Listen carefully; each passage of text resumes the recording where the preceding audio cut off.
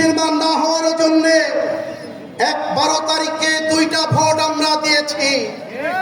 একটা হচ্ছে জাতীয় নির্বাচন, আরেকটা হচ্ছে গণভোট। আপনারা একটা মানলেন, আরেকটা মানলেন না।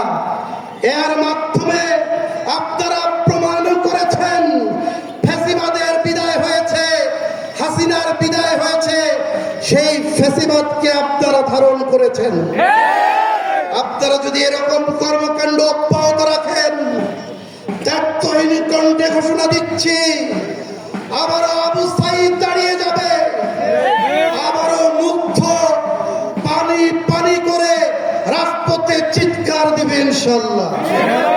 সম্মানিত সাথী ও বন্ধুগণ, আসুন, যে আন্দোলন চলছে আগ্রাসনের বিরুদ্ধে, ফ্যাসিবাদের বিরুদ্ধে, এই আন্দোলন আমাদের অব্যাহত থাকবে।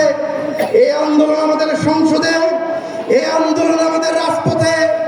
ফ্যাসিবাদকে বিদায় করার মাধ্যমে একটা ফ্যাসিবাদ মুক্ত সোনার বাংলাদেশ গড়া পর্যন্ত আমাদের এই চলমান আন্দোলন বাংলাদেশের সকল শ্রেণীর মানুষকে নিয়ে আমরা অব্যাহত রাখবো ইনশাআল্লাহ।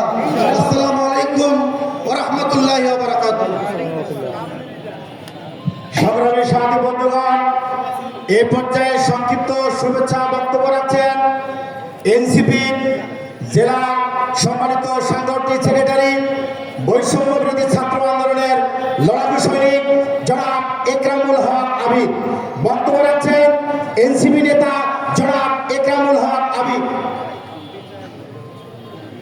বিসমিল্লাহির রহমানির রহিম। আসসালামু আলাইকুম ওয়া রাহমাতুল্লাহ।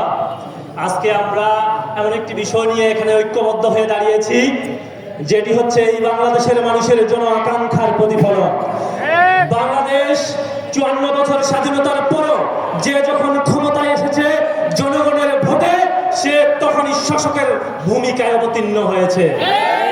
আমরা চেয়েছিলাম এই ফ্যাসিস্ট হাসিনার 17 বছরের দুঃশাসনের পতনের পর এই বাংলাদেশে একটি জনগণের শাসন প্রতিষ্ঠা হবে, কিন্তু আমরা দেখেছি এই যে 12 তারিখের ভোটের পরে এই 17 বছরের দুঃশাসন যেভাবে চলেছিল, যেভাবে ফ্যাসিস্ট এই বাংলাদেশের মানুষের উপরে চেপে বসেছিল, ঠিক আবার এই ফ্যাসিস্ট পালিয়ে যাওয়ার পর আবার যারা ক্ষমতায় এসেছে তারা একই কায়দায় যেখান থেকে শেষ করেছিল তারা আবার সেখান থেকে শুরু করেছে।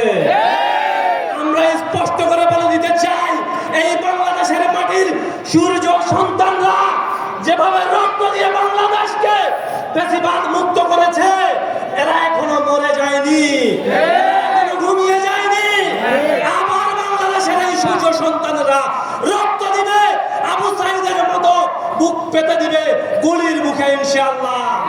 তবুও এই বাংলাদেশের মানুষের যে জন আকাঙ্ক্ষা, এই গণভোট, এই সংবিধান সংস্কার, সেটি করেই ছাড়বে ইনশাআল্লাহ।